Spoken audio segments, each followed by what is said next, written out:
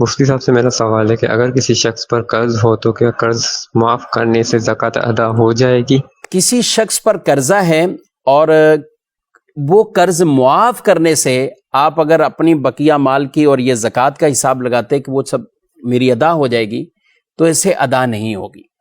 مثال کے طور پہ آپ نے کسی سے 2 لاکھ روپے لینے ہیں اور وہ شخص زکوٰۃ کا حقدار ہے، اور آپ نے اپنی مال کی زکوٰۃ کا حساب لگایا تو آپ کی زکوٰۃ 2 لاکھ بنتی ہے، 3 لاکھ بنتی ہے۔ آپ کہتے ہیں 2 لاکھ وہ معاف کر دیں اور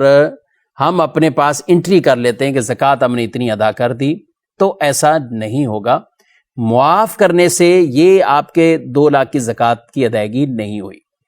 ہاں البتہ یہ ضرور ہو سکتا ہے وہ اگر زکوٰۃ کا حقدار ہے، مستحق ہے، تو آپ اپنی جیب میں سے 2 لاکھ روپے اسے دے دیں اور اس میں زکوٰۃ کی نیت کر لیں۔ آپ نے اس کی مدد کر دی، ہیلپ کر دی، آپ نے 2 لاکھ دے دیے۔ اب آپ اس سے اپنے قرض کا مطالبہ کریں،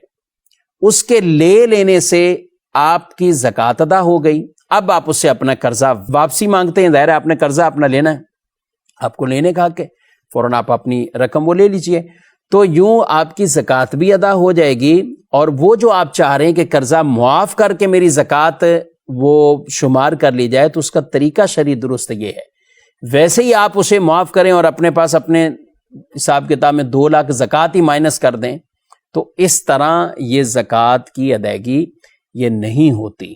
تو طریقہ جو بتایا ہے اس کے مطابق آپ کریں۔ بہت سے لوگ ایسی جگہوں پر خود ہی اپنے مائنڈ کو بنا لیتے ہیں کہ یوں زکوٰۃ ادا ہو گئی، اس طرح کر لیں گے، اور وہ بسا اوقات بہت اس میں غلطیاں کر جاتے ہیں، وہ غلطیاں کرتے ہیں، مال بھی چلا جاتا ہے، زکوٰۃ ادا بھی نہیں ہوتی۔